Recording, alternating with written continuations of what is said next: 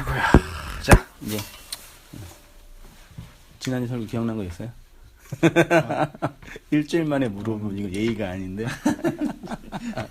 그래도 혹시나 혹시나 한번 또 저는 그냥 이제 종합적으로 이제 봤을 때 그냥 저는 이제 다른 내용들도 뭐 기억이 안 나서 그러는 게 아니라 제일 기억에 남는 거는 나의 어떤 그런 이런 뭐라고 표현해야 되지? 나의 이런 지식 뭐라고 해야 되나? 나의 지식, 나의 지식과 나의 확신, 확신 이런 것들이 하나님의 하나님의 확신으로 뭐더라? 그게 이제 깨어져 가고 기억이 안 나. 내 확신이 죽고 하나님의 확신으로 네. 세워져 간다? 네, 그 말씀이 기억이 나는데. 그래? 네. 그 말씀을 했나 내가? 네. 했어요? 저는 처음 와가지고. 아니 주일날 설교. 아, 주일날 설교? 네. 나의 확신이 하나님의 진리로 이렇게. 그거는 나의 진심이 하나님의 진리로 진리로 삭제당하는 거. 삭제당. 그건 한 3주 전에 설교 아니었나? 아니 2주 전에도. 2주 전에도 했어요? 항상 그 얘기했어요? 네, 항상 그 말씀을 하셨는데. 했어요? 그게 기억에 남더라고요. 그, 다른 것도 이제 기억을 하는데. 미영 이제 진심이 많이 무너졌어요? 저는 항상 제 진심으로 살려고 하는 것 같아요. 네, 그래서 진심으로. 그게 제가 생각하고 바라고 확신하는 게 꼭 하나님의 뜻인 것 마냥 그런 식으로 생각하는 게 너무 많아서. 인간에게 진심이 있어요, 없어요? 인간에게요? 나의 진심이 있어요? 그러니까 인간적인 나의 진심. 그러니까 민현 형제 진심이 있잖아요. 뭐 비전, 뭐 사명, 뭐 인생에 대한 뭐 견해. 그냥 저의 바람이 아닌가 생각합니다. 진심이라고 생각할 수는 없지 않아요. 없어요? 그러면 진심이 없어요? 그냥 제 기준에서는 진심인데. 그러니까요. 네. 있네, 그럼. 있는 거잖아요. 아주 푹 시원하게 얘기를 해봐. 그럼 그 진심이 그리스도의 진리에 의해서 이제 공격을 당하는 거예요. 네, 그렇죠. 근데 그 진심이 어떻게 만들어졌어요? 제 욕심으로부터. 그 순수한 민영 형제의 욕심으로만 만들어졌어요. 외부에서 주어진 거예요. 외부에서 주어진 거. 그렇죠. 그러니까 내가 이제 고민하는 건 이제 뭐 철학적인 고민일 수도 있겠지만 우리에게 있는 진심은 내가 스스로 이렇게 내 인생을 살면서 만들어낸 내 거냐, 혹은 우리가 있는 역사의 환경에 의해서 주어진 것 중에 내가 치사 선택한 거냐. 네, 환경에 의해 주어진 거죠. 그러니까 그런 의미에서는 우리는 진짜 껍데기인 거거든요.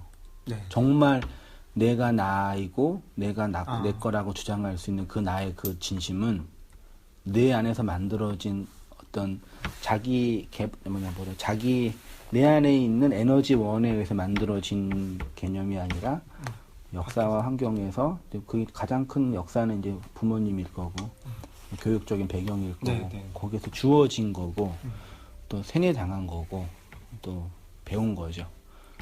그건 이제 철학적으로 구조주의라고 표현을 하긴 하는데 그런 의미에서 우리에게 있는 진심은 내가 주체적인 어떤 독립성을 가지고 자유의지를 가지고 만들어낸 나의 가치가 아니라 내 외부 환경에서 이렇게 세뇌대에서 주어진 그 무엇을 내가 치사 선택한 것 중에 하나죠. 네.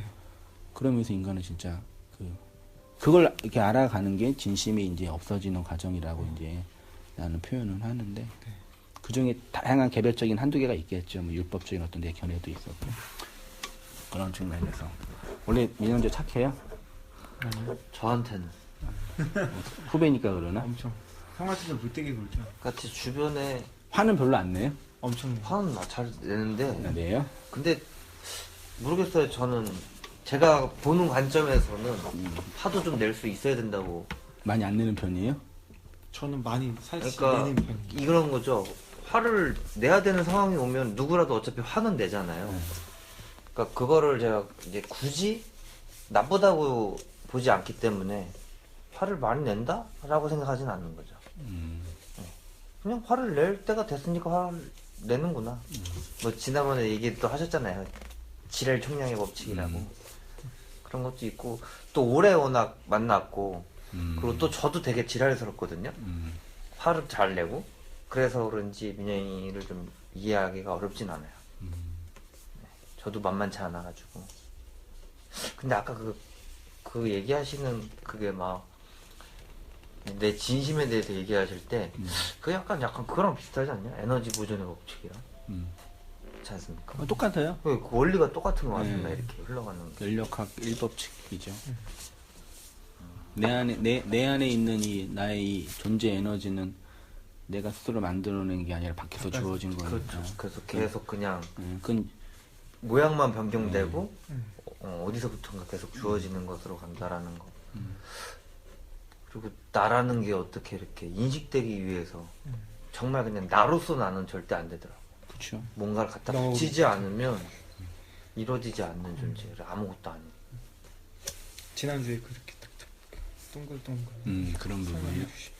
너로부터 주어지. 그런 지금 진영재님. 아 저도 그걸로 하겠습니다. 그걸로 하겠습니다. 좋네 그거. 됐어요? 네. 다른 건 없어요? 네. 기억이 잘.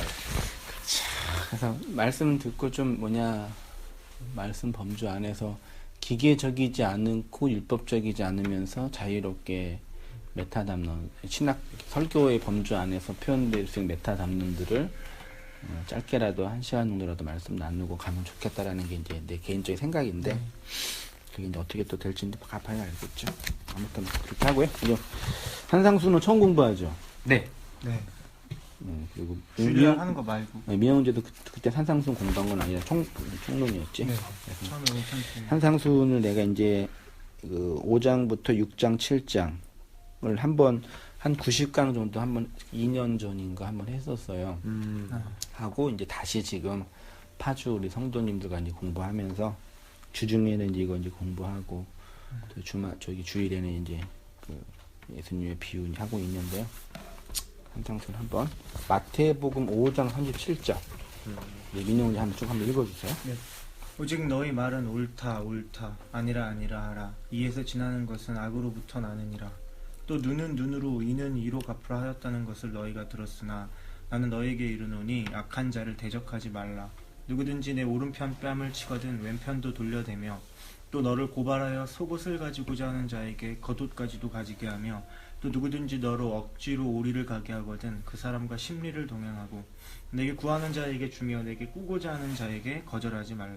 또 내 이웃을 사랑하고 내 원수를 미워하라 하였다는 것을 너희가 들었으나 나는 너희에게 이르노니 너희 원수를 사랑하며 너희를 박해하는 자를 위하여 기도하라.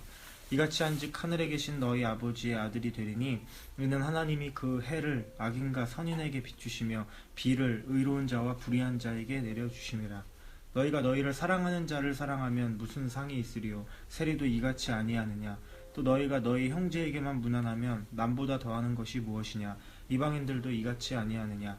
그러므로 하늘에 계신 너희 아버지의 온전하심과 같이 너희도 온전하라. 예, 그 마태복음 5장 산상순 첫 번째 장인 5장의 중간 최종 결론은 48절이에요. 예수님께서 그 우리에게 요구하는 결론은 하늘에 계신 하나님을 아버지라고 표현해. 아버지는 뭐 주는 분이에요? 아버지는 씨를 주는 존재죠. 하나님을 아버지라고 표현하는 건 아버지의 따뜻한 사랑. 아버지가 따뜻하시나?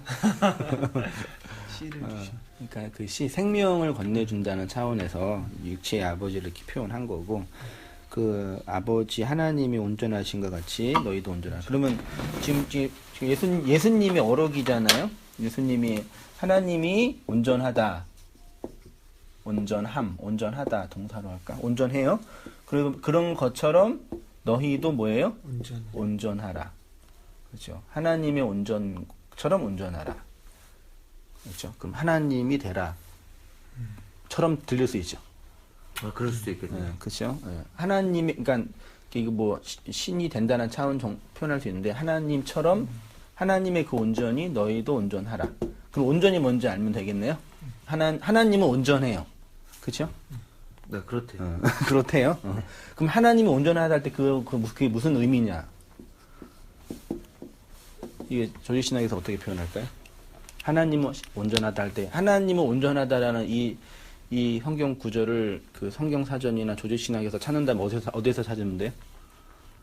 7개 분과 중에 실론 조지신학 본다며 지금 실론 분과에 하나님이 어떤 분인지 나오잖아요. 하나님의 초월성, 완전성, 전능성, 전지성 기타 등등. 그리고 이제 삼위일체 있고, 근데 거기는 온전이라는 개념이 없어요. 실로 조지신학에는 초월적인 존재, 전능하신 존재, 무한하신 존재, 편지하시는 분, 되게 철학적인 표현들을 하죠. 근데 성경 텍스트는 그런 표현보다는 이런 하나님이 온전하다는 얘기는 초월적인 존재냐, 혹은 뭐 능력이 많은 분이냐, 혹은 뭐 권세가 있냐, 그런 식으로 이렇게 이해할 수 있는데, 이제 뭐 같아요? 하나님 온전하다. 느낌. 흠이 없다, 뭐 이런. 흠이 없다. 흠이 없다. 이 온전이라는 단어 속에 그 의미가 있긴 있어요. 흠이 없다. 하나님 흠이 없다. 또 어떤 초월적인 어떤 전능한 능력이다. 이렇게 표현할 수도 있는데, 그럼 하나님이 온전히 뭔지 알면 우리도 온전할 수 있겠죠. 네. 그런 의미에서 그럼 하나님 온전히 뭐냐? 그거만 한번 생각해 보면서요. 예수님이 이 땅에 오셔서 당신이 직접 이 땅에 오신 목적에 대해서 얘기하신 것이, 예수님이 이 땅에 오신 목적, 성탄절인데 뭐라고 그러셨어요? 내가 온 것은 양으로 생명을 얻게 하고 더 풍성히 얻게 하려는 것이라. 요한복음 10장 10절 여기 없어요. 네. 기타 등등. 내가 온 거는 죄인을 구원하려고 왔다. 스스로 오신 목적에 대해서 얘기를 하셔요. 네. 그 중에 한 가지가 5장 17절이에요. 내가 율법이나 선지자는 모세오경이죠. 구약성경. 구약성경을 폐하로 온 줄로 생각하지 말라. 폐하로 온 것이 아니요. 뭐예요? 완전하게. 예수님이 이 땅에 오신 목적은 율법과 선지자, 구약성경을 완전하게 하려고 왔다. 예수님이 오신 목적은 그렇게 표현하면 되겠어요. 율법과 진리는 우리 준영지 한번 읽어. 네. 율법과 진리라는 이원론의 구조 속에서 율법이라는 껍데기를 통해서 진리라는 내용을 알아. 그 진리가 우리의 마음이 되면 율법의 세상에서 율법으로 살고 있는 내가 진리로 온전하게 되는 것입니다. 율법은 선악으로 옳고 그른 것을 구분하여 판단합니다. 그래서 율법의 세상은 율법으로 살고 있는 나에게 율법의 선악을 요구합니다. 그것이 오른편, 속옷, 오리 등으로 표현된 것입니다. 그러니까 율법이 우리에게 이러한 선악을 요구할 때 그 율법의 진리를 완성하신 예수 그리스도의 은혜로 설명하여 건네주라는 것입니다. 그것이 반대편, 겉옷, 심리로 설명된 것입니다. 그렇게 되면 우리 안에서 율법이 폐허해지는 것이 아니라 완전하게 되는 것입니다. 쉽게 말하면 지난주 강의예요. 예수님이 오른편 뺨을 맞아 반대편에 있는 우리를 살아나는 것이 우리가 진리의 겉옷은 율법으로 주신 속옷을 통해 주어진 것이며 예수님의 죽음과 부활로 구원받은 것이며 천으로 상징되는 구원의 완성은 예수가 지신 십자가의 짝, 즉 율법의 짝으로 우리에게 건네주시는 과정을 통해서 주어지는 것입니다. 율법을 억지로 지키는 종에서 진리로 자유하게 되는 아들이 되는 것입니다. 그러니까 지지난주부터 계속 어떤 말씀이 있냐면 37절에 8절에 8절 9절에 너희에게 이르노니 악한 자를 대적하지 말라 했잖아요. 악한 자를 대적하지 말라라는 하나님의 도덕적 계명과 명령인 거잖아요. 우리에게 진우 형제에게 악한 자를 대적하지 말래요. 악한 자를. 네. 악한 자랑 싸우지 말래요. 그러면 이런 말씀을 받을 때 네. 어때요? 하나님이 그 초월적인 권세에 있는 분이 너 악한 자 대적하지 마. 대적하면 너 죽어. 그러신단 말이에요, 우리한테. 그럼 어떻게 해야 돼요? 물어봐야 될 것 같아요. 뭘 물어봐요? 도대체 악한 자가 누군지. 누군지? 난 대적하고 싶은 거지. 네. 내가 형님 시키십시오. 제가 아주 알기만 하면. 그러니까 이게 이제 우리가 이 역사 안에서 나랑 반대에 있는 어떤 사람들을 이렇게 배려해주고 사랑해주고 이해해주라라는 차원이 아니라 하나님이 우리에게 한성민 너 악한 자를 대적하지 마라고 명령하셨다는 얘기는 가장 먼저 그 말씀에 스스로 적용되는 분이 누구예요? 하나님인 하나님. 거죠. 네. 그러니까 하나님이 저한테 악한 자를 대적하지 마라고 명령하셨으면 그 말씀을 듣는 저는 가장 먼저 인식하는 게 뭐예요? 아, 내가 악한 자를 대적하면 안 되는구나가 아니라 아, 하나님은 악한 자를 대적하시지 않는 존재이구나를 알아야 돼요. 근데 인간은 선악과를 먹어가지고 그거를 선악 판단의 주체로 윤리적 도덕적 차원에서 율법적 계명 자기 디펜스의 차원에서 지키려고 그러는 거예요. 그렇겠네요. 그 하나는 심리가 다 똑같아요. 그걸 딱 들을 때, 아, 그럼 나는 지켜야지 해서 악한 자를 대적하지 않아야지라고 딱 스스로 이렇게 착함이라는 이 디펜스를 만들어 놓고, 지키려고 애를 쓰는 어떤 과정을 통해서 자기를 보존하는 거죠. 근데 그걸 언약으로 들을 때는, 하나님은 악한 자를 대적하지 말라고 나한테 명령하셨는데, 그러면 그 말씀에 가장 먼저 적용되는 양반은 하나님인 거네? 그럼 하나님이 악한 자를 대적하지 않는다고 하시네?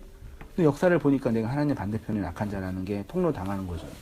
그럼 하나님이 악한 자인 나를 대적하지 않으시겠구나라는 언약이 되는 거죠. 그게 예수에 의해서 설명된 하나님의 언약이라는 표현이죠. 말씀을 우리가 대하거나 역사를 대하거나 말씀을 대하는 게 역사를 대하는 거예요. 하나님을 대하는 게 타자를 대하는 거고 하나님이 어디 있어요? 하나님 있어요? 없죠. 없어요? 하나님 우리가 이 엘로힘 그다음에 여호와 기타 등 표현하는 그 용어 안에 하나님이라는 존재가 있는 건 아니잖아요. 이거는 그냥 기호고 상징인 거잖아요. 이 하나님이라는 이거는 이름만 있는 거지 내용은 각자 다 개별적인 거예요. 그래서 그거를 이 하나님을 니네가 욕망하는 그걸로 만들지 말라가 제 2계명이 우상숭배하지 말라 그 뜻이거든요. 맞아. 그래서 관사 얘기해 주셨었잖아요. 관사. 호. 네, 그래.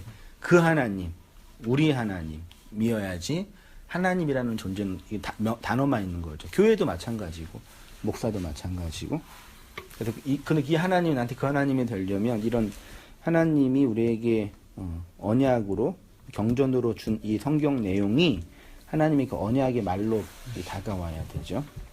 그런 측면의 얘기를 오른편 뺨, 왼편, 속옷, 겉옷, 심리, 오리, 뭐 끄고자 한다 등으로 표현했어요. 그거를 이제 지지난주까지요.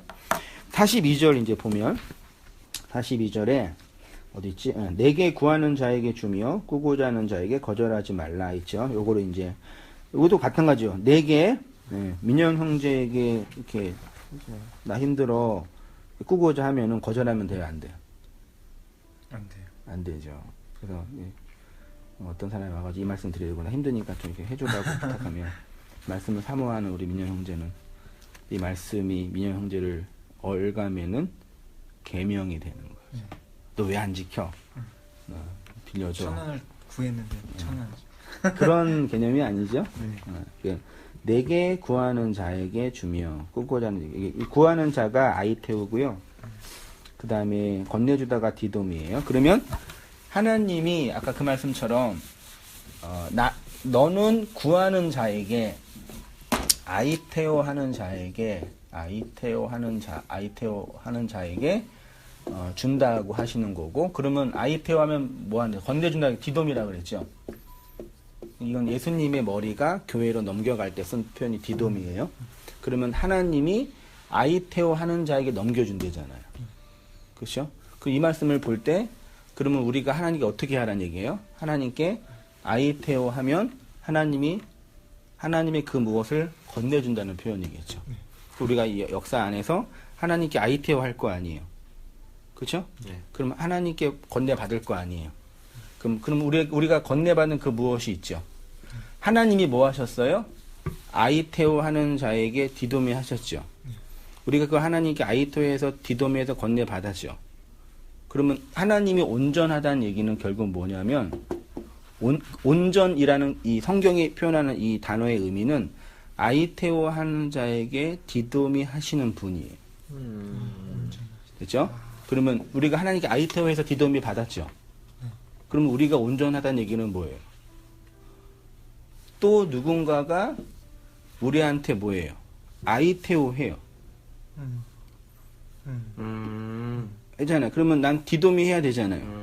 그 나한테 내가 건네받은 그것이 없으면 디도미를 해요, 못 해요? 못하지. 못 하죠. 네.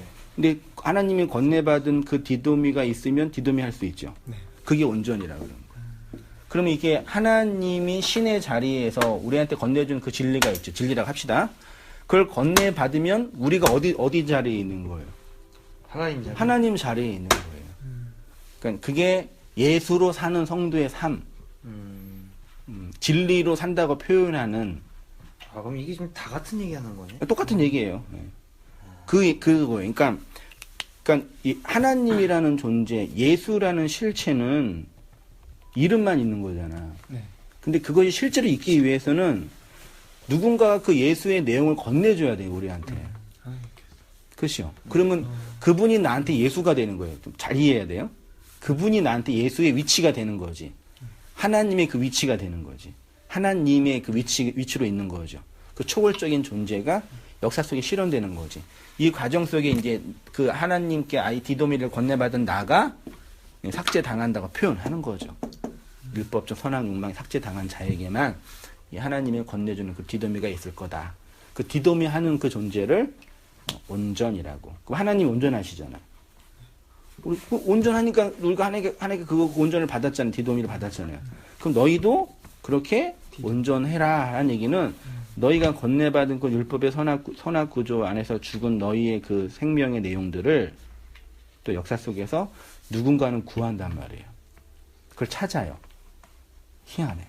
그거는 어떤 목사 설교 듣고 안 듣고의 문제가 아니라 제가 파주에서도 여자 집사님이랑도 또 이렇게 교제하고 또 어저께 오신 또 권사님이랑도 얘기했는데 그럼 소위 말해 그런 율법적인 체계 안에서 영의 말로 이해하는 그런 성도들이 있어요. 그는 목사나 설교자가 진리를 건네주기 이전에 말씀을 보면서 그렇게 먼저 고민하는 분들이 있어요. 누구의 설교를 듣는 게 아니라. 그러니까 이게 나도 이 말씀을 전하고 교회를 개척하고 성도들을 만나 뵈면서 하나님이 하나님의 백성들을 그렇게 진리로 이끄시는 과정이 있어요. 그 말씀을 다른 모든 사람들은 율법과 행위의 규칙과 도덕률로 보는데 어떤 분들은 이 말씀을 하나님이 우리에게 건네준 언약으로 봐요. 그래서 고민을 해. 하나님의 말씀은 영인데 성경은 언약으로 우리가 받아야 되는데 왜 목사님들은 자꾸 율법을 해라 마라 그러지? 그걸 성도가 고민을 해. 내가 그거를 어떤 고민이라고 표현하면 미운 오리 새끼 컴플렉스라고 표현하거든요. 내가 고민하고 있는 것은 A인데 말씀을 맡고 있는 그 교회 조직의 권력자라고 하는 양반은 A가 아니라 다른 얘기를 하는 거예요. 맞아요. 그러면 이제 그 말씀을 듣고 있는 성도들의 마음속에 어떤 게 일어나요? 당신 틀렸어. 당신은 비진리야 라고 말할 수 있겠어요? 쪽수가 안 되는데. 건의가 안 되는데. 그래서 그럼 내가 이렇게 이해하고 있는 건 내가 좀 잘못 이해한 건가? 내가 좀 뭐가 문제가 있나? 그런 자각을 해요. 내가 그랬거든. 왜 하나님이 성도님들의 그 헌금을 안 받으시는데 자꾸 왜 교회 목사님은 하나님의 헌금을 받는다 그러지?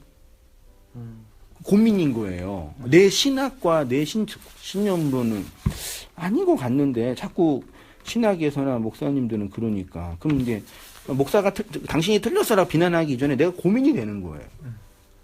사고가 날 때 이게 웃긴 게 딱 사고를 뒤에 박았어요. 덤프가. 옆에 있는 아내가 나한테 여보 당신이 잘못한 거 있는지 물어보는 거예요. 그러니까 일단 사람이 어떤 일을 당할 때 기본적으로 이 책임과 이것에 대한 그 어려움이 나에게서부터 비롯된 것이 있다라고 하는 그런 죄책감이 인간 안에 있어요. 그러니까 그걸 보면서도 그러면 내가 잘못 이해한 건가? 그런 게 그 말씀을 영으로 받고 언약으로 받은 모든 성도에게 있어요. 그 진리를 전하는 교사는 말씀을 전해서 그 사람을 교화시키고 훈계하고 그리고 변화시키는 게 아니라 그 사람 안에는 그 진리가 그 내용인 것을 선명하게 드러내주는 거예요. 당신이 그 진리로 살고 있어요. 그게 그러니까 내가 말씀을 전하면서 항상 느끼는 게 뭐냐면 옛날에는 말씀이 사람들을 변화시킬 수 있다, 교화시킬 수 있다 라고 생각했는데 교화돼요?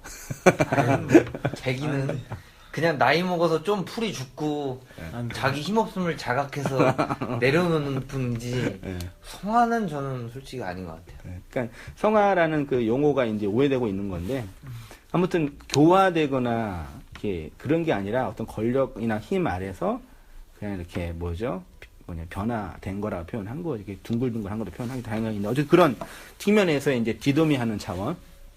그래서 이제 구하는 자에게 주라 여기 보세요. 구하는 자는 호 아이테오이고 주묘가 디도미. 아이테오는 하나님께서 약속하신 것을 기도하고 요청하라고 할 때 사용된 단어이고 디도미는 예수 그리스도가 십자가에서 죽고 부활하여 교회의 머리로 당신을 넘겨주실 때 사용된 단어입니다. 그러니까 아이테오 하는 자에게 디도미 하라는 말씀은 단순히 우리가 다른 사람에게 행하는 말씀 이전에 하나님이 우리에게 약속으로 주신 말씀이고 하나님 스스로 구하는 자에게 주라고 말씀하신다는 것은 그분이 먼저 그렇게 하신다는 말씀입니다. 꾸고자 하는 자에게 거절하지 말라도 같은 뜻이에요. 그러니까 이걸 쉽게 말하면 복음을 전한다는 거 있죠.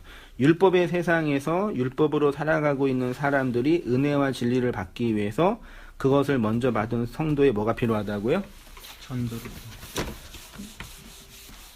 하나님이 우리를 전도하셨잖아요. 네. 그죠? 우리를 섬겨주셨잖아요. 그런 것처럼 너희도 또 누군가를 섬겨라 그 뜻이에요. 그러니까 섬긴다는 게 뭐냐 할 때 아이테오 한 것을 디도미하라는 얘기예요. 그러면 전도 훈련 받았어요? 옛날에 네, 기억은 잘 안 나는데 뭐 어릴 때 좀 받았던 것 같아요. 전도가 뭐예요? 그냥 누구 데리고 오는 거죠. 교회 데리고 오는 거. 네. 그거 잘했을 것 같아요. 저 기가 막혔습니다. 그렇죠? 저 진짜 중고등학교 때 막 40명씩 데리고 왔어요. 맞아요, 그랬던 거. 저 진짜 학교 애들 막 학교도 먼데도 어떻게 해요? 말로 다 이렇게 했어요? 기가 막히죠. 그러면요. 그러니까 중학교 때는 협박 좀 많이 하고 고등학교 때는 이제 제가 힘이 없었기 때문에 네. 요거랑 요거 이불.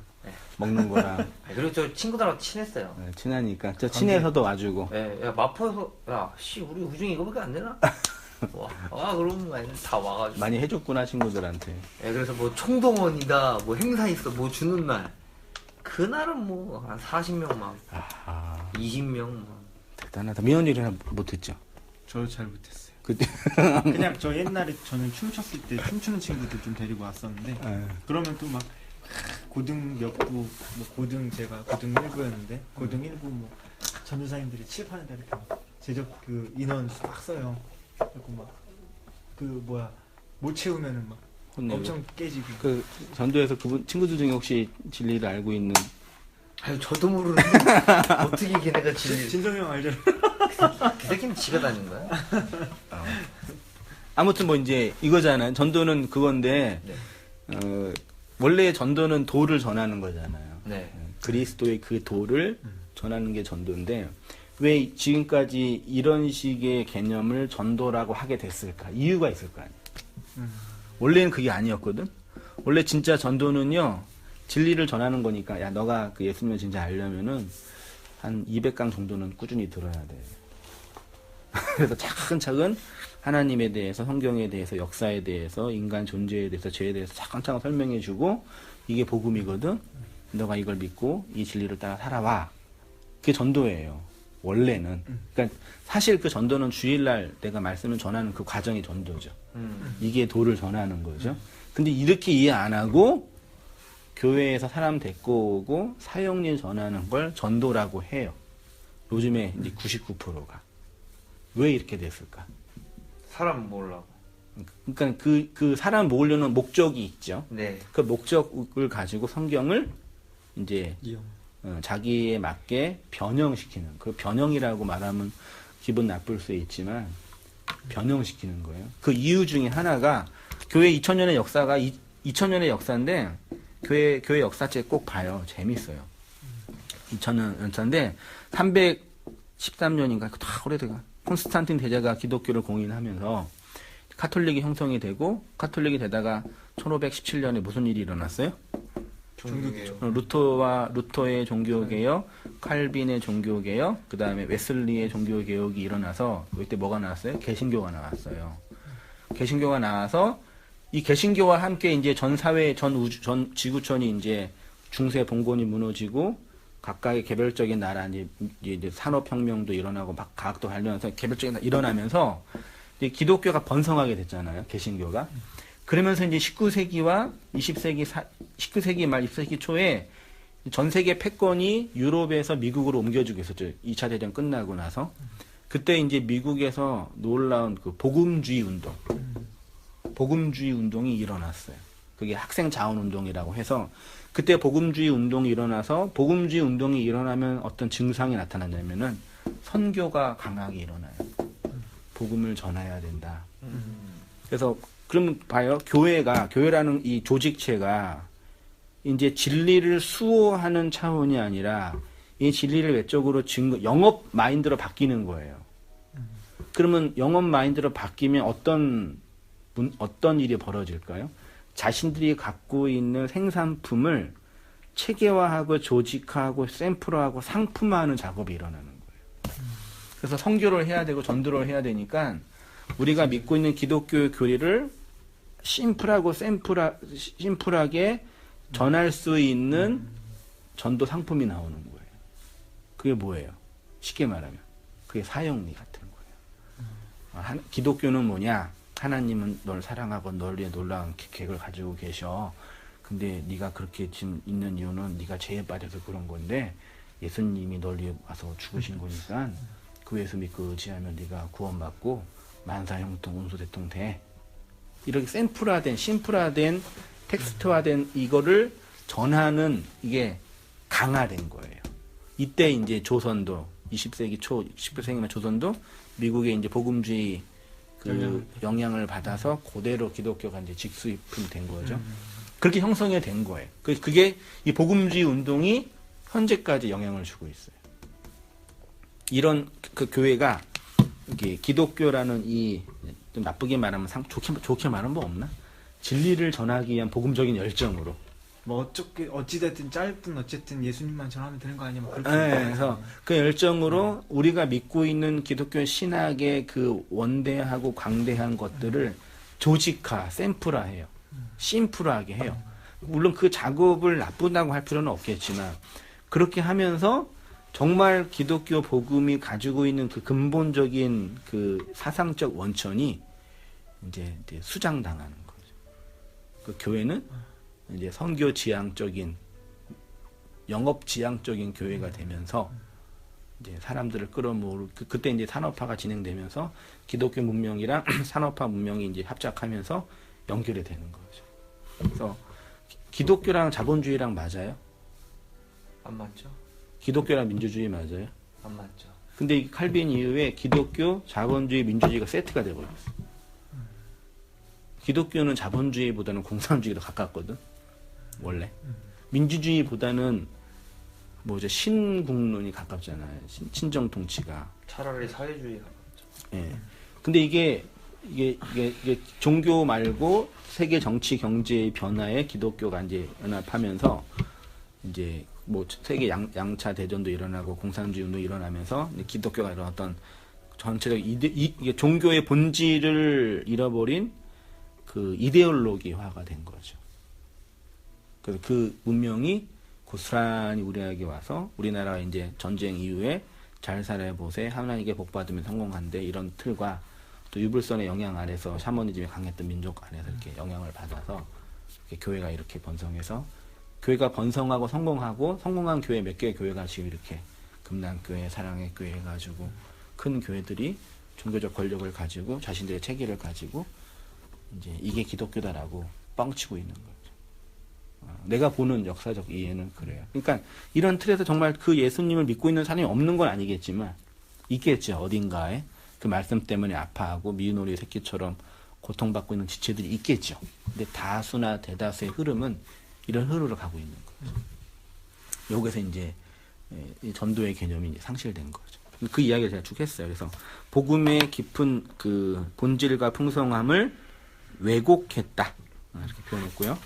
사형리 나오고 영접기도 나오고 또 영접기도 같은 것이 나온 이유가 19세기, 20세기 이제 인문학이나 그 정신분석학이 발전하면서 적극적인 사고방식 정식 이런 거 발전하면서 네가 예수 믿으면 구원받고 네가 열심히 하면 이런 게 흘러나온 거죠. 그러니까 이게 뭐죠? 철학이나 역사를 공부하니까 왜 기독교가 이렇게 됐는지가 더 선명하게 보여요.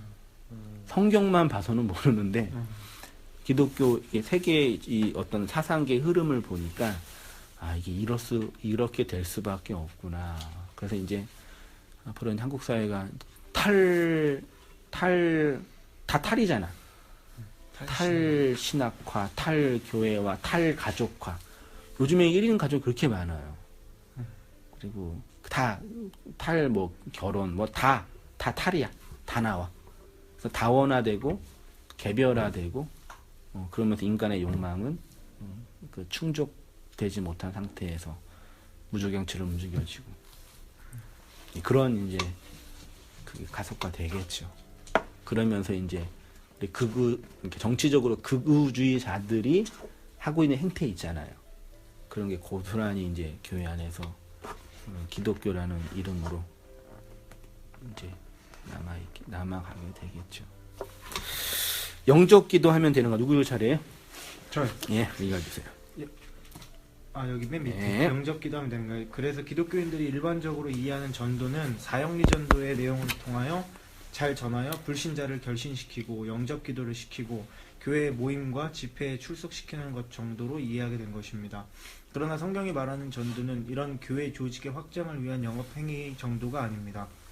이 거대한 율법의 세상에서 율법을 내용으로 살고 있는 사람들에게 그리스도의 진리를 전하여 율법의 선악구조가 깨어지고 그리스도에게 사로잡힌 하나님의 말씀 영으로 담아 살아가게 하는 그 모든 과정을 전도라고 할 수 있습니다. 네, 성도가 복음을 전한다는 것은 성도는 예수님의 열려진 입을 통해 진리의 말을 생명으로 건네받게 됩니다. 그래서 팔복의 삶을 살게 되고 그 복이 주어지고 그가 복이 되고 성도에게만 하늘의 복이 있고 복음의 진리가 그의 역사와 마음에 있고 그래서 언약을 받은 성도는 복된 상태로 진리를 마음에 담은 자로 역사를 살아가게 되고 그렇게 살아가면 자신이 건네받은 그리스도의 진리를 선악 욕망이 깨어지는 과정을 통해서 이 복음을 전하고 건네주는 삶이 됩니다. 그래서 어떤 42절부터 쭉 보세요. 뭐 하래요? 주라, 나누어 주라, 사랑해라, 기도해라, 다 뭐 하래요? 주라. 이렇게 네가 이렇게 막 끌어당기지 말고 이렇게 베풀라. 이 일반적인 용어로. 그러니까 이게 복음과 진리의 삶이에요. 그러니까 내 욕망을 위해서 막 끌어당기는 차원이 아니라 하나님이 너한테 너가 디도미 했잖아. 디도미 했으니까 아이테오 했으니까 디도미 받았잖아. 그럼 네 안에 그 디도미 된 게 있지? 있어요? 있어요? 네. 네. 건네 받는 거 있지요? 네, 그걸 네. 디도미아. 네. 그 건네 받은 거 이렇게 나누어 주라. 이렇게 이게 이제 성도의 그 윤리와 삶이라고 표현하는 거예요. 그래서 그럼 뭘 건네주냐? 건네 받은 거 건네주란 얘기예요. 뭘 건네 받았어요? 진리. 그 진리는 뭐예요? 진리의 내용을 한번 분석해 보면. 탈율법 말. 그 타율법. 그 표현 되겠네요. 네. 율법을 타파하는 거. 율법이 깨어지. 그럼 율법이 깨어지는 것도 그럼 그게 율법만 깨어지는 쪽으로만 가게 되면은 이제 그 뭐라 그러죠? 그 냉소적이고 해체적인 것만 되죠. 완전 염세주의자잖아요. 근데 그게 되게 그 심지어 내가 어떤 분한테 얘기했는데 기독교는 바울도 염세주의자였다. 근데 바울 서신 봐요. 그 인간이 염세주의였나요? 얼마나 열정적이었는데. 맞아요. 영업했어도 돈 엄청 벌었을 것 같는데. 저 보험을 하다가 그만둔 게 제가 진짜 잘 많이 했거든요. 어느 날 갑자기 그 생각이 드는 거야. 야, 내가 먹고 살려고 이렇게 전도를 하는데 이거 내가 벌 받은 줄 알았어. 하나님의 뜻이야. 그래요? 예, 그래가지고 또 한 6개월 동안 일도 못했거든요. 몸이 완전 그거 돼서. 돈 많이 벌고 영업하는 게 벌 받는 거예요? 그때는 그때 그래요? 그때는 그렇게 생각했어요, 저. 그러니까 이게 뭔가 하나님, 하나님으로 한국 교회 그러니까 하나님이 가르침. 치셨다. 하나님이라는 그래가지고 갑자기 이거는 이렇게 살면 안 돼. 유턴. 뭔가 그 전제 잘좀 영업 소장 좀 하지 좀. 근데 진짜 그때 괜찮았어요. 저는. 한 달에 4-50건을 했어요. 근데 이게 그 보험 영업도 보니까 이게 진짜 무섭더라고. 이 그 뭐냐 자본을 갖고 있는 그 회사가 영업사원 다루는 거 보니까 진짜. 그래도 깔끔한 편이에요. 깔끔해요. 영업직 중에서는 네. 로스가 그렇게 크지 않은 편이에요. 그쵸. 그 껌이나 이제 막 제과나 네. 음료 쪽보다는 그래도 나아요. 술이나 그 뭐냐 제약이나 그런 거 말고 일 자체 가지고 있는 로스가 되게 커요. 기본적으로 그런데 영업사원 하려면은 빚을 몇 억 지고 나와요. 그래요. 근데 보험은 그래도 최소한 내 빚은 덜. 그렇게까지는 내 거 투자하는 거 아니고 진짜 노동력이 투자하는 거잖아요. 그래서 저는 아무튼 이제 뭐 그랬죠. 그 진리 탈율법 이제 탈해체 그러니까 철학자 중에 철학자들의 흐름을 보면은 진리를 세우는 철학자가 있고 그 세우는 걸 부수는 철학자가 있어요. 뭐 아리스토텔레스나 그 플라톤이나 이런 사람들은 철학을 세우는 분들이에요. 근데 니체, 딜레즈, 신은 푸코 이런 분들은 기존의 틀을 공격하면서 틀을 만드는 거예요. 근데 훨씬 이게 책을 보면 훨씬 더 마음에 다가오는 거는 뭐 플라톤이나 아토가 아니라 이런 니체나 딜레즈 같은 게 니체는 엄청 사람이 영세주의적인 것 같은데. 그건 어쩔 수 없어. 이 세상의 모든 건 다 존재하는 건 실체가 없다고 보는 거니까. 신은 죽어. 그러니까 저는 그 니체 책 보면 너무 뭐 우울해지더라고. 근데 이 사람도 결국에는 좀 몇 그렇죠. 번이라도 다시 그 말을 했었잖아요, 그 사람이. 이 끔찍한 인생 몇 번이라도 다시. 네. 그래서 그 한 문구를 보고서 되게 좀 의아했어요. 근데 이제 그 좀 넓게 보면은 그 염세적인 것만 아니. 아무튼 이제 그런 틀에서 이제 흐름을 보면은 그러니까 겉으로 볼 때는 해체하고 공격하고 망치를 들어서 기존 체계를 공격하는 건 되게 화려하게 보이는데 근데 이제 우리의 현실을 이렇게 풀어가는 과정에서는 그거 가지고는 안 되는 게 너무 많아요. 맞아요. 내가 지금까지 내린 결론, 얼마도 공부 안 했지만 지금까지 내린 결론은, 그러니까 한국 사회의 정치 세력은 두 개뿐이 없대요. 박정희와 반박정희. 이 태제뿐이 없대요. 지금 우리나라 정치 사전은. 지금 이게 보수는 그 박정희 세력을 긍정으로 하고 진보는 그걸 공격하는 이 태제거든요. 유신이냐 아니냐. 네. 근데 이제 우리 기독교 문명 말하자면 이제 진리를 전한다고 하는 이 목사들 나를 비롯한 분들이 기존 틀을 공격하고 율법적인 걸 탈율법을 요구하는데 탈율법의 목적은 탈율법 자체는 아니거든. 그렇죠. 그렇죠. 근데 우리가 물론 그런 과정이니까 그런 과정을 하면서 이제 우리가 이게 공론화하고 있는 진리의 체계가 그걸 설명할 수 있겠는데 그런 과정 자체가 그 진리가 건네주는 목적이다. 그러면 이제 되게 그거는 이제 좀 섬세하게 좀 넓은 좀 품을 가지고 해석해내는 건 필요한 것 같아요. 아무튼 이제 결론은 이제 내가 탈율법이 아니라 내가 깨어지고 죽어가는 과정 속에서 나를 나로 만들어낸 그 내용들이 있을 거 아니에요?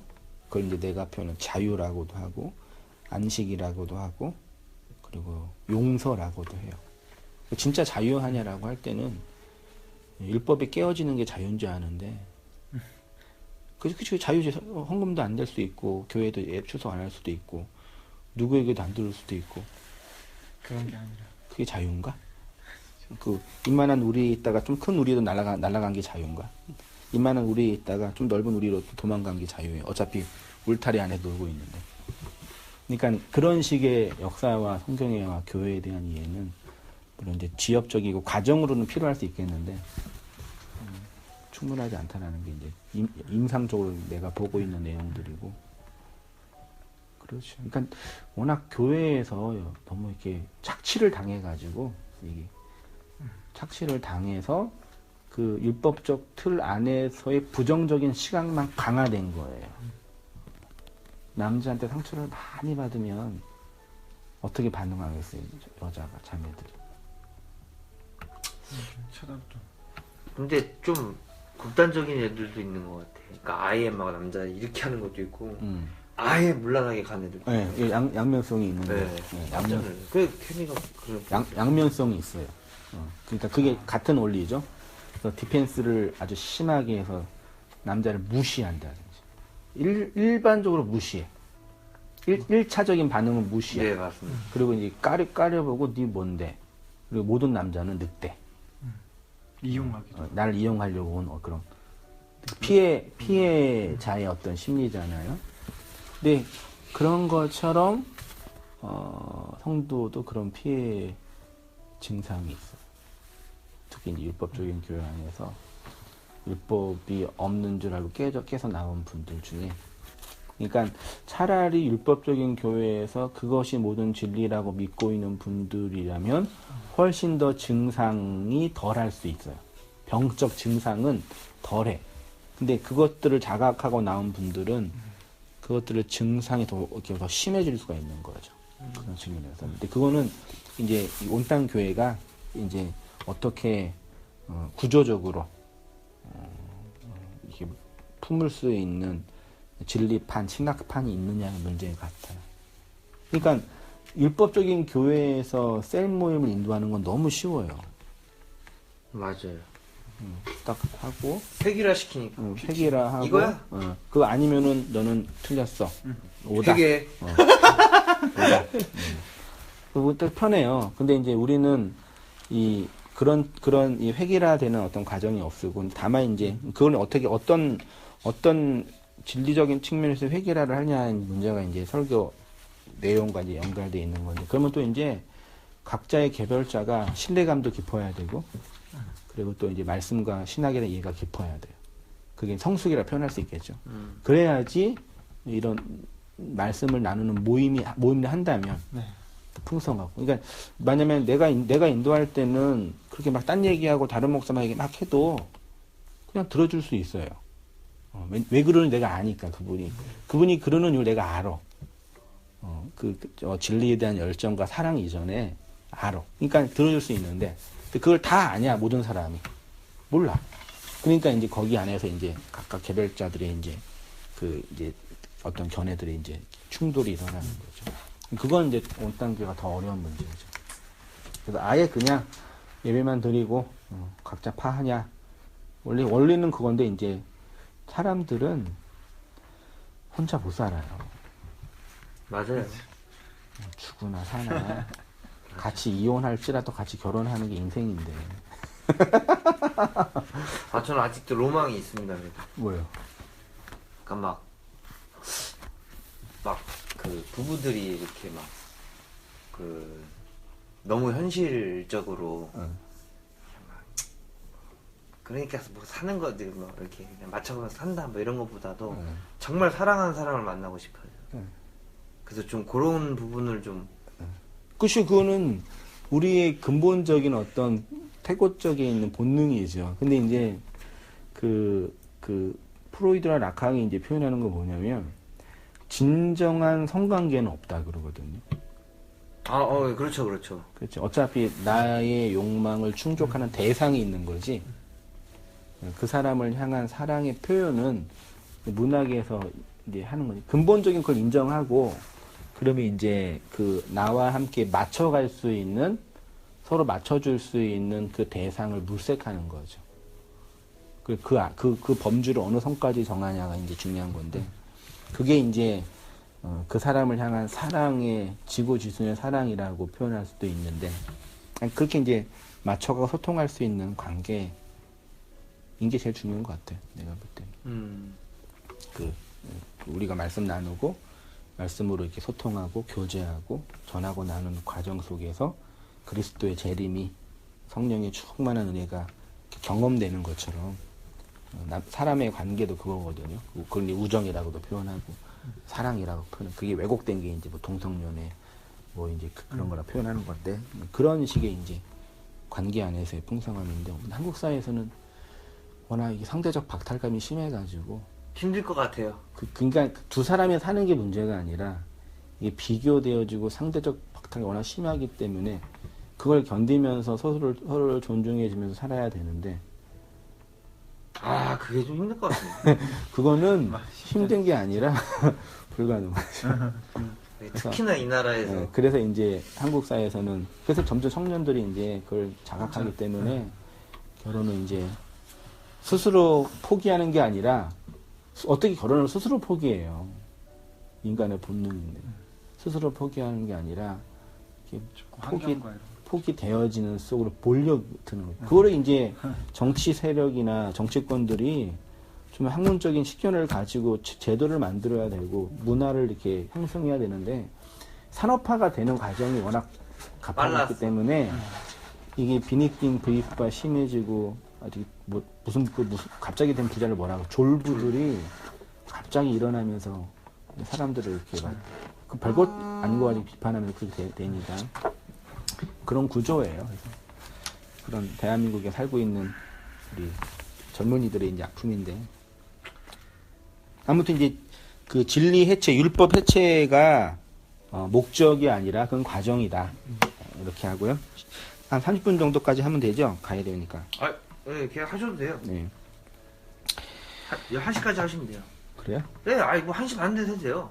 뭐 부새끼 장가 가는데 뭐. 가도 아니에요? 가도 돈만 주면 되는 거 아니야. 밥 먹고? 네, 내가 뭐, 지 장가 가는 거지, 뭐 내가 가? 그래, 진심으로 축하해 줘야지.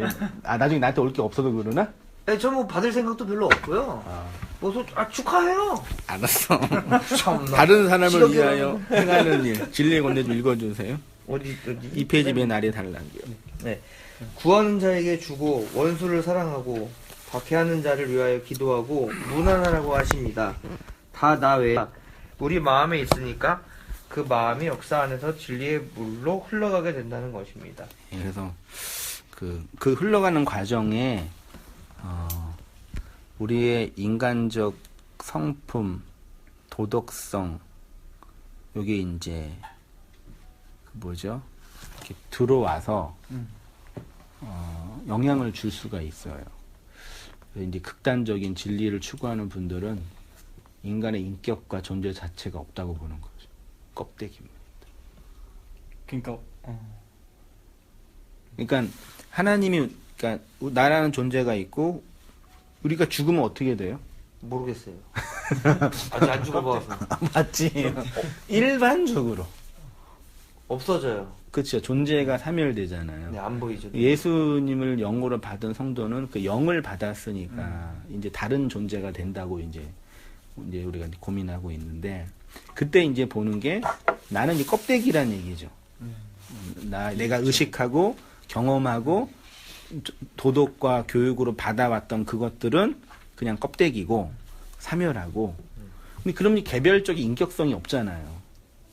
근데 이제 문제가 뭐냐면 진리를 전한다고 목사들도 그러니까 같은 설교를 원고를 가지고 설교를 해도 그 설교의 내용과 방향이 달라요.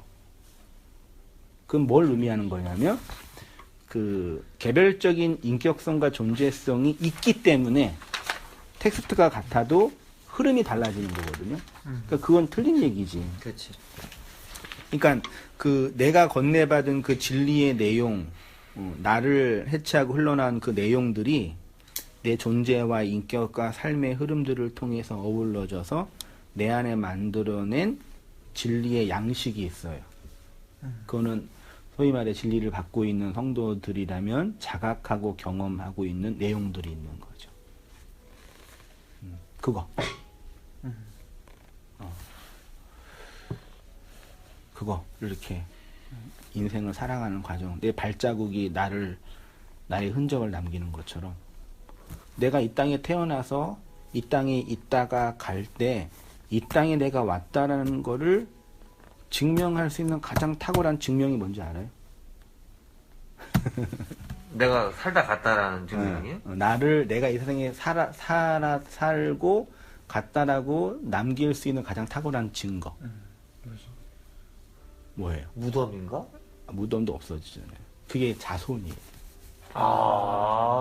그 인간은 본능적으로 자손을 남기고 싶은 본능이 있어요. 나는 왜 싫지? 어? 난 저 같은 애 새끼 있는 건 싫어요. 그러니까요. 그게 이제 우리의 이 세상 안에서 억압된 형성 안에서 우리의 본능이 이제 억압당하는 형상이라고 봐요. 배고픈데 밥 먹기 싫으면 그게 아니라면은 기본적으로는 이 자손을- 보편적으로 근데 그게 되게 억압되고 이제 그 그러니까. 뭐냐 스트로크 일어나면서 아파하는 거지. 아니 저는 성관계는 경험해보고 싶은데 음. 애는 별로요. 그 개인적인 성향이니까. 그러니까 그런 거. 네. 그러니까 기본적으로 그러니까 성관계에 대한 추구나 자손의 보는 단기 어떤 성적인 추구, 감각적인 기쁨, 혹은 아이를 이렇게 그 가정이 아니라 나라는 존재에 대한 표현이라는 얘기죠. 결국은요. 근데 이게 이제 잘 연결돼서 하나로 흐르면 되는데 이게 단절된 거죠. 돈 많은 사람들은 성관계 자체를 즐길 수 있지만 자손은 낳는 건 싫어하니까 호날두 같은 건 어떻게 했어요? 돈 많은 그 부자는 어떻게 했어요? 나중에 부인 생기면은 재산 때문에 싸울 것 같으니까 그냥 자궁만 빌리고 아들만 낳잖아요. 몰라요? 몰라요. 그거 몰라? 네. 관심이 없구나. 그러니까 그러니까 대리모를 얻은 거예요. 여자한테 대리모를 얻고 대리모에 대한 값은 지불하고 아들만 얻고 아들만 아빠가 된 거예요. 그날도 아빠 됐어? 웃기는 놈이네. 자식이 있잖아요. 걔는 태어나자마자 아버지가 그런데 그게 이제 뭐냐 이렇게 단절된 거죠. 이렇게 영향을 받아 일반의 흐름이 아닌 거죠. 아무튼 뭐 그것처럼 역사 안에서 이제 우리 안에 건네준 그 우리에게 하는 그 양식, 말씀, 진리 있죠? 네. 그거를 건네주는 거예요. 근데 만약에 이걸 건네줄 수 있겠어요? 아니요. 그러니까 그건 그거잖아요. 내가 자식을 낳아서 이 고통받는 세상에서 살게 하는 책임을 주고 싫지 않다. 그러니까 이런 것 같아.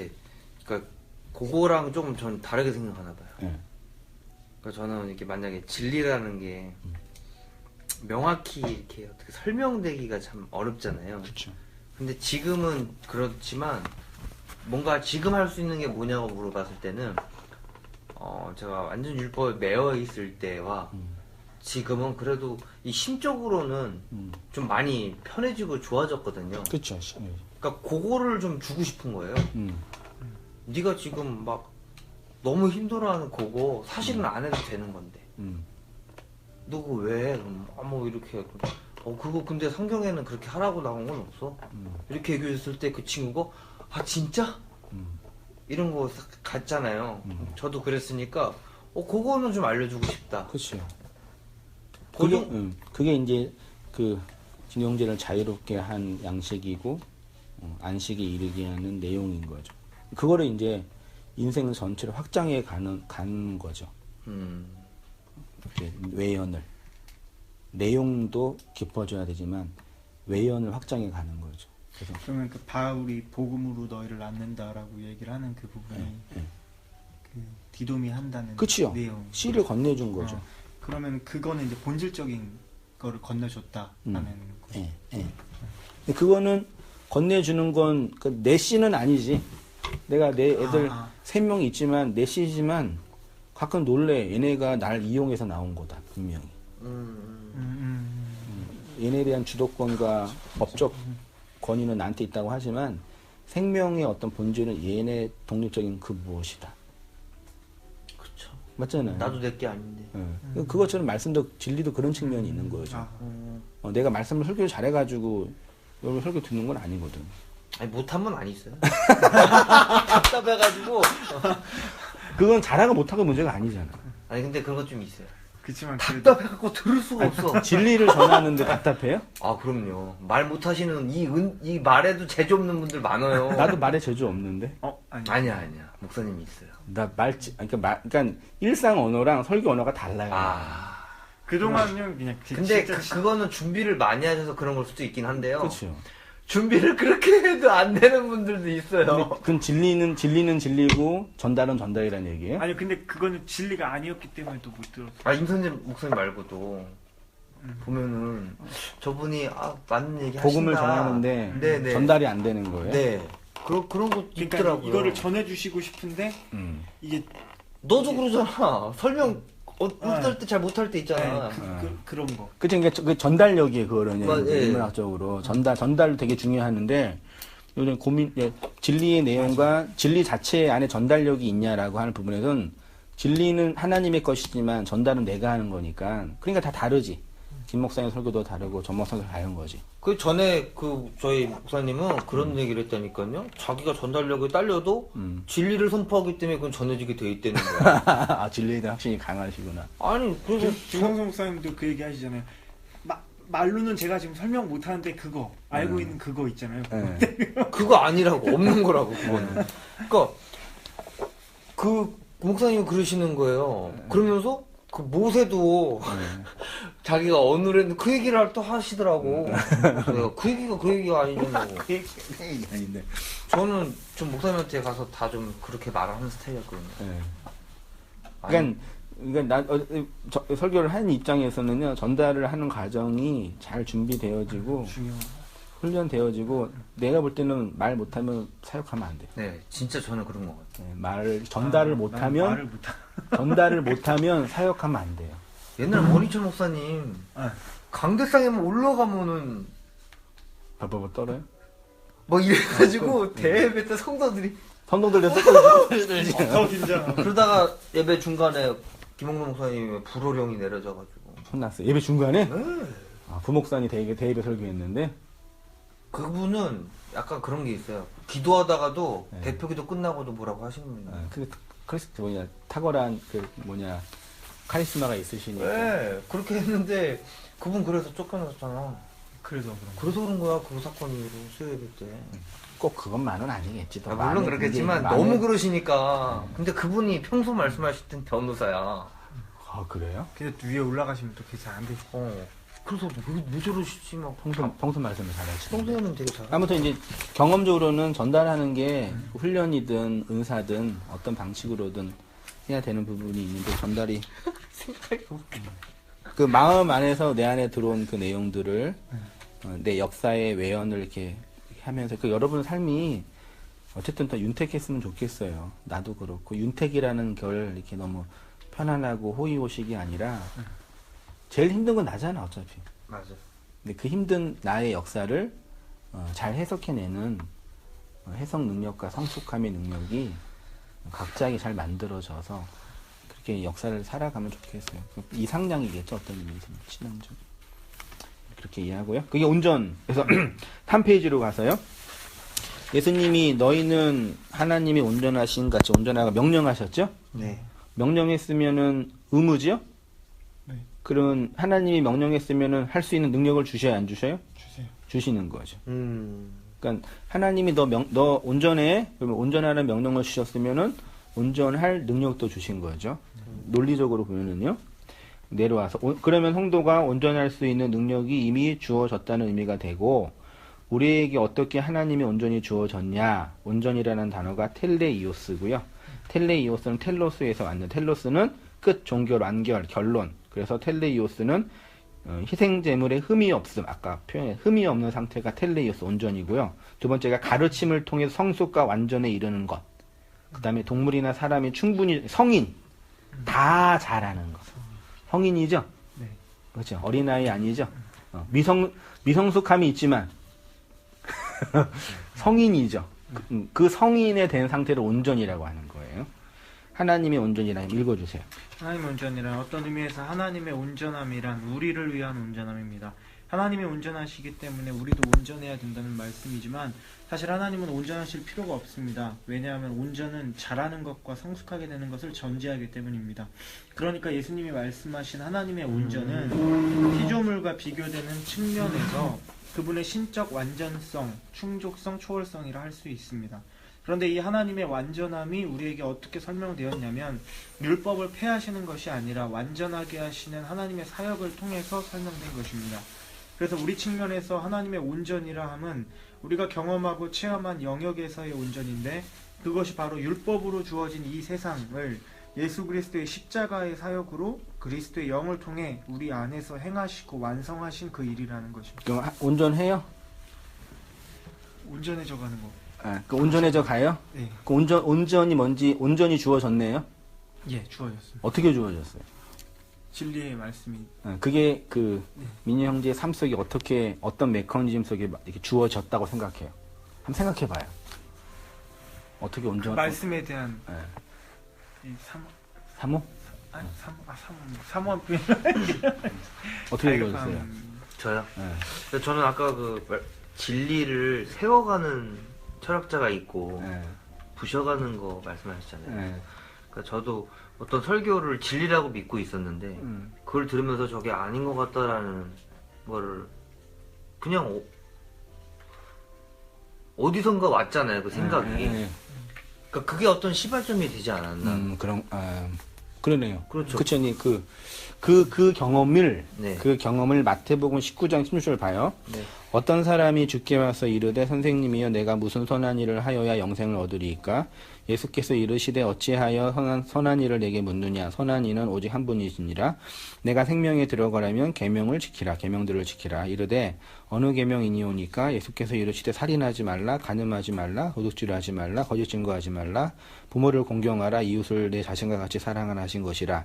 그 청년이 이르되 이 모든 것을 내가 지켰사온데 아직도 무엇이 부족하니까? 예수께서 이르시되 내가 온전하고자 할진대 텔레이오스 가서 뭐예요? 내 소유를 팔아 가난한 자들에게 주라.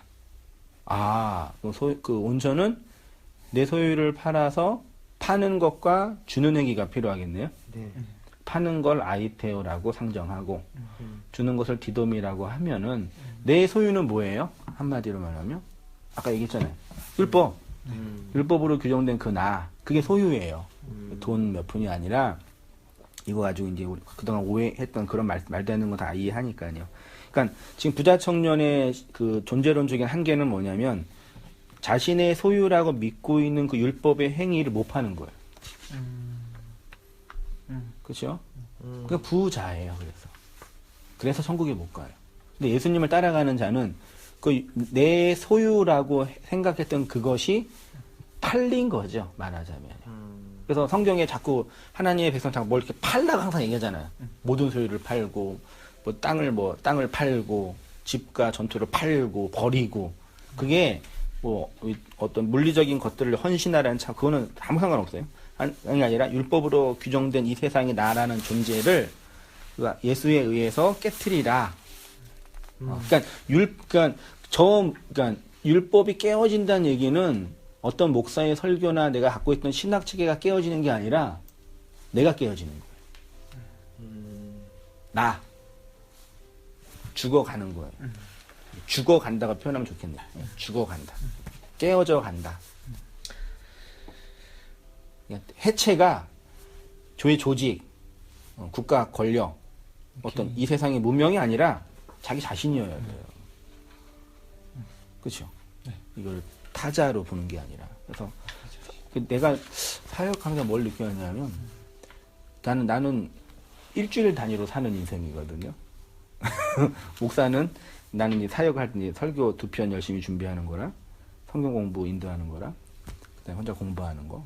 그래서 이제 항상 이제 그 생활의 리듬이 이제 설교 준비하고 이게 클라이막스로 올라갈 때가 언제예요? 모르지. 목사의 클라이막스. 존재와 사역의 클라이막스. 설교 다 준비하고 그 다음에 이제 주일 오후나 저녁 될 때 이제 클라이막스가 되는 거예요. 정신적으로든 사역적으로든. 다 하고 나서 이제 일이 다 끝나잖아요. 주일 저녁이 되면. 그때 이제 나를 움직여 왔던 그 모든 욕망들, 에너지원들이 순간에 확 없어지는 거예요. 그 사람이 허무감을 느낄 때 그때 허무감을 느끼거든요. 어떤 일을 막 노력하다가 그게 딱 되면은 안 되면 훨씬 나아. 안 되면 안 됐기 때문에 나는 딱 되면은 이게 허탈감이 그치 허무에 확 밀려오는 거예요. 그럼 나는 고민을 하는 거지. 그럼 내가 이렇게 열심히 이렇게 사역하고 공부한 그건 뭐지 이런 거예요. 설교 자료를 목적? 아니면 이렇게 열심히 해가지고 사람들 많이 부리려는 목적? 뭐지? 이게 나를 움직이는 욕망은 뭐지? 근데 그건 나뿐만 아니라 모든 인간이 움직이는 원리거든요. 그때 이제 생각하는 거죠. 그 존재, 행위의 목적을 내 밖에 있는 타자나 역사로 이게 내 밖에 있는 것으로 내 행위의 목적을 삼으면은요 반드시 아파요. 밖에 있는 건 내가 얻을 수도 있지만 못 얻을 수도 있고 망가질 수 있잖아요. 뭘 내가 좀 깨달았냐면 내 행위의 목적을 밖에 무엇인가 성취하고 얻어내는 차원이 아니라 하나님이 나한테 건네준 그 내용들이 있잖아요. 그것으로 설명하면은 훨씬 더 데미지가 덜한 거죠. 심리적 압박감이나 이게 사람들이 이게 나를 대접하는 어떤 행위나 어떤 일에 의해서 맨 처음 사역을 시작할 때도 그런 마음이었거든요. 나는 이 길을 간다. 내가 지금 목사라는 신분을 하고 있지만 만약에 교회가 안 되고 성도가 안 오고 뭐 재정이 바닥나고 그러면은 교회를 운영 못 하는 거고 운영 못 하면은 난 목사라는 신분이 의미가 없는 거고 평신도로 하는 건데 그래도 난 이 진리를 믿고 가야겠다. 그때 있는 신념은 뭐냐면 내가 가는 이 행위의 원리를 하나님이 성경과 역사를 통해 나한테 건네준 그 내용으로 삼는 거죠. 그러면 이거는 영원히 나를 움직이는 에너지원이 되는 거니까. 그러면 훨씬 더 데미지가 덜하죠. 완전히 없어지는 건 아니지만요. 그런 측면에서 율법적 선악구조가 깨어진다는 얘기는 어떤 목사를 비판하고 그동안 한국교회나 교회 역사, 2000년의 교회 역사의 신학체계를 비판하는 차원 정도가 아니라 그것이 이제 나로 형성된 구조란 얘기죠. 거기에서 나의 깨어진 건 나의 죽음이 있으면 되는 거죠. 그것이 진리를 양식으로 건네주는 하나님의 온전이라고 저는 여겨져요. 그런 측면에서. 이렇게요. 부자는 그 하나님의 그거 몰랐죠. 읽어볼게요. 부자 청년과 예수님의 이야기. 하나님의 온전은 인간의 율법적 행위, 선악 욕망으로 나를 정당화하고 스스로 의롭다 하는 인간의 모든 것을 삭제하고 하나님의 은혜의 행위를 통해 우리를 이루시는 것입니다. 그래서 하나님의 온전은 하나님이 창조한 세상을 통해 드러나기도 하지만 택하신 성도 안에서 하나님의 구속사가 펼쳐지고 있죠. 네. 하나님이 여러분 각자를 주체로 보고 대상으로 보고 말씀하셔서 다루시고 인도하시는 그 여러분만의 그 인생의 양식들이 있잖아요. 그렇게 사는 거예요. 그 내용으로. 그렇죠. 그렇게 살다가 혼자 있으면 외롭고 힘들고 그리고 또 정신도 혼미해지고 다른 길을 가고 있는지 사막에 혼자 막 걸어가봐야 어디로 가나. 뺑뺑 돌지. 그래서 그걸 이제 서로 이제 거울로 되는 걸 맞춰보는 거죠. 이렇게. 그게 이제 그런 공동체를 하나님이 진리를 설명하게 하는 과정으로 주신 것이 가정인 거고. 그래서 생명은 가정에서만 만들어져요. 원론적으로. 그렇죠? 맞아요. 네. 그 가정이라는 이 무형의 가치가 가장 중요한 거는 생명이 잉태되고 출산되고 자라는 것, 성장하는 것. 그러니까 우리는 어쩔 수 없이 이 시대의 영향과 가정, 부모의 그 유전자적인 영향 아래서 가계에 흐르는 저주 아래서 살 수밖에 없는 구조가 있는 거죠. 우리 흐름이. 근데 그거는 우리 물리적인 현상이고 이제 이 복음과 관련해서 이제 하나님이 우리에게 건네준 이 진리 안에서 이 역사의 이웃들, 타자들 이렇게 보면서 나를 이렇게 확인해 가는 거죠. 상대적 비교 우위나 비교 하위에서 자기를 정당하는 차원이 아니라 무슨 말인지 알죠? 네. 계명을 지키는 삶. 누구 차례요? 저거 예. 맞나? 네. 부자 청년의 이야기는 그가 하나님의 온전이 무엇인지 모르는 것으로 끝나는 것이 아니라 우리에게 하나님의 온전이 어떻게 실현되는지를 가르쳐주는 말씀입니다. 하나님의 온전은 계명을 지키는 것입니다. 그래서 온전하신 하나님은 스스로 당신의 계명을 지키셨습니다. 그래서 우리도 하나님의 계명을 지켜야 합니다. 부자 청년은 스스로 율법을 다 지켰다고 생각했습니다. 그런데 예수님은 다시 말씀하십니다. 너에게 한 가지 부족한 것이 있다. 그것은 무엇이냐면 이 계명들을 내가 다 지켰으면 너의 모든 소유, 즉 율법으로 주어진 너의 모든 것들을 팔아 진리를 건네받았을 것이고 그 진리는 너를 살게 할 뿐만 아니라 다른 이를 살게 하는 것, 즉 율법의 선악 구조, 선악 욕망에서 나오게 하는 양식이기 때문에 가난한 자들에게 줄 수 있는 것이다. 가난한 자들에게 줄 수 있는 양식이 있는 그 상태가 온전인데 너는 그 온전이 없다라고 하시는 것입니다. 그 온전은 율법의 선악 구조, 선악 욕망에 삭제된 자들이 예수를 온전히 따라감으로 주어지는 것이라는 것입니다. 예, 그 얘기 했고요.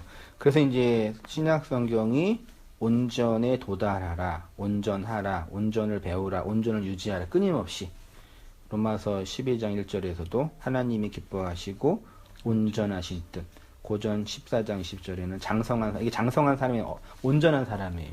어른. 에베소서 4장 13절, 우리가 다 하나님의 아들을 믿는 것과 아는 일이 하나가 돼 온전한 사람, 어른이 된다. 고로스 1장 28절에서는 우리가 그를 전파하여 각 사람을 권하고 모든 지혜로 각 사람을 가르치면 각 사람 그리스도 안에서 뭐예요? 이거 온전한 자예요. 어른이 된 자. 야고보서 1장 25장 읽어주세요. 자유하게 하는 온전한 율법을 들여다보고 있는 자는 듣고 잊어버리는 자가 아니요 실행하는 자니 이 사람이 그 행하는 일에 복을 받으리라. 온전한 율법을 들여다보고 있는 자는 듣는 자가 아니라 뭐예요? 실행이에요. 여기 실행이 원어로 보면은 9번에는 에르곤, 10번에는 포이에스테, 포이에오예요. 그러니까 포이에오는 하나님이 우리 안에서 행하시는 일을 할 때 포이에오, 그리고 아싸라는 히브리어를 사용했거든요. 그러니까 하나님이 우리 안에서 건네져서 행하시는 그 일이 있죠. 그 일을 한마디로 말하면 뭐예요? 우리 안에 진리의 양식을 율법을 깨트려 진리의 양식을 건네줬어요. 내가 해체돼요. 그럼 그 인생 속에 흘러나오는 그 하나님의 일의 결과물은 뭐예요? 온전. 그 온전을 내용으로 어떻게 설명해요? 실행. 그 실행이 어떻게 흘러나와요? 우리 인생의 실행이 어디서 흘러나와요? 네, 말로 흘러나와요. 그래서 온전한 사람은 뭘 잘해요? 말을 잘해요. 말에 실수가 없어요. 야고보서 3장 2절 봐요. 4페이지 위에요. 우리가 다 실수가 많으니 만일 말에 실수가 없으면 무슨 사람? 온전한 사람. 이 말의 실수가 뭔지 알겠어요? 율법을 내용으로 설명해서 그 안에 있는 진의를 말하는 자를 말의 실수가 없는 자 혹은 거짓말하지 않는 자라고 표현하는 거죠. 뭐 하다가 실수해가지고 기분 나쁘게, 그런 우리 인간관계고 기분 나쁘게 했으면 용서를 빌고 안 하도록 조심하는 거고, 그러니까 더 이상 율법으로 인간을 정당화하도록 하는 그 말을 안 하지 이제. 이해되나? 안 돼요? 헷갈려요? 그러니까 생각해봐요. 그러니까 내가 어떤 말을 하며 살아요. 그러니까 나는 하는 모든 말이 진리다 그런 측면도 아니에요. 내가 하는 모든 말은 진리다 그게 아니라 하나님이 내 안에서 행하신 그 복음적인 내용들이 있잖아요. 네. 그렇죠? 그게 무엇이라고 상정하든 그 내용이 내 안에서 내 말로 흘러나와. 쉽게 말하면 율법의 선악 구조인 내가 깨트려지고 율법으로 나를 더 이상 정당화하지 않는 존재로 사는 거죠. 그게 사랑하는 자, 겸손한 자, 교만하지 않는 자, 뭐 그런 측면의 용어라고 하는 거죠. 그걸 이제 말에 실수가 없다 라고 표현해요. 볼게요. 말에 실수가 없음. 율법의 진리를 알면 진리를 말하는 자가 되는데, 그런 자를 어른, 장성한 자, 장로, 그래서 말에 실수가 없는 사람이 되는 것. 율법이라는 방언을 통해서 예언을 하는 자가 됩니다. 사랑 안에 두려움이 없고 온전한 사랑이 두려움을 내쫓나니 두려움에는 형벌이 있습니다. 두려워하는 자는 사랑 안에서 온전히 이루지 못합니다. 그리스도의 진리는 우리로 하여금 말이 온전하게 되는 것과 같은 논리로 온전한 사랑을 하는 자가 되게 하며 율법 아래 있을 때 그리스도의 진리를 들으며 선한 욕망으로 내 욕망의 노예로 살다가 하나님의 원수로 있는 나를 보게 되죠. 네. 그렇죠? 그래서 그 원수의 자리에서 내가 죽지요. 죽었다는 얘기는 원수의 자리에서 하나님 편으로 건너갔다는 얘기예요. 어떤 윤리 도덕적인 변화가 아니라 그러면 하나님 편에서 하나님의 온전한 사랑을 받는 거죠. 네. 그렇죠? 그래서 내가 하나님을 대적하는 반대편에서 하나님 편으로 건너왔습니다. 라고 뭐 할 수 있어요? 말할 수 있어요. 이게 뭐 어렵나? 그러니까 안 어려워요. 아까 얘기했잖아요. 분명히 말할 수 있는 거는 이제는 말할 수 있다. 뭐 그렇게 율법으로 자기를 정당화하고 두려움과 공포 속에 있는 지체들한테 그렇게 안 해도 된다. 네. 그게 온전한 말. 그죠? 나의 윤리, 행위, 도덕성의 차원이 아니라 건너온 자가, 건너옴을 경험한 자가 말하는 거. 그 군대 전역한 사람은 군대 얘기를 너무 즐겁게 하잖아요. 뻥까지 뜨면서. 그렇죠. 왜? 군대 전역한 예비역이니까. 그럼 존재의 문제나 실력의 문제가 아니라 건너온 거잖아요. 인고의 과정을 건너온 거잖아요. 그렇죠. 군대에 있는 현역한테 불쌍하다, 안타깝다면서 격려해주고. 설명 그 정도, 그러니까 진리 영역에서 그런 입장이 되는 거죠. 나도 거기 갇혀봤기 때문에 네. 얘기하시죠. 네. 근데 그걸 또 너무 잘난 척하면서 또 이렇게 할 필요는 없고. 그런 인간들 있잖아요. 진리도 마찬가지. 네. 다 비슷해요, 인간은 다. 그렇구나. 패턴이. 군대에서도. 역시 하늘 아래 새 것이 없어. 거기나 여기나 마찬가지인데, 근데 내용은 분명히 있는 거죠. 그건 과정이고, 거기 하나님이 이르는 온전이라는 어떤 흐름이라고 내가 세상 거기서 나온 거니까.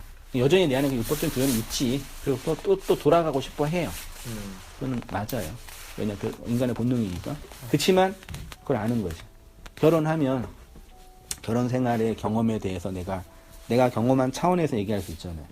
정말 그녀를 사랑한다면 그녀와 결혼하지 말아라. 왜? 그녀와 원수가 되기 때문이다.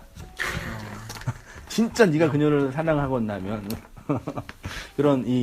이런 반어법의 표현도 할 수 있는 거죠. 다른 차원인 거죠. 말이 완전 달라요. 사랑하는 차원이고 그게 아니라 살아가는 차원이니까. 그러니까 율법과 은혜의 차원도 그런 영역이지요. 그런 의미에서 최소한 우리는 율법이 팔렸잖아요. 네. 한 번쯤은 공격당해서 팔렸잖아요. 그렇죠. 그래서 이걸로는 이제 못 사는구나 내가. 물론 추구는 하지만 이걸로는 안 되는구나 알잖아요.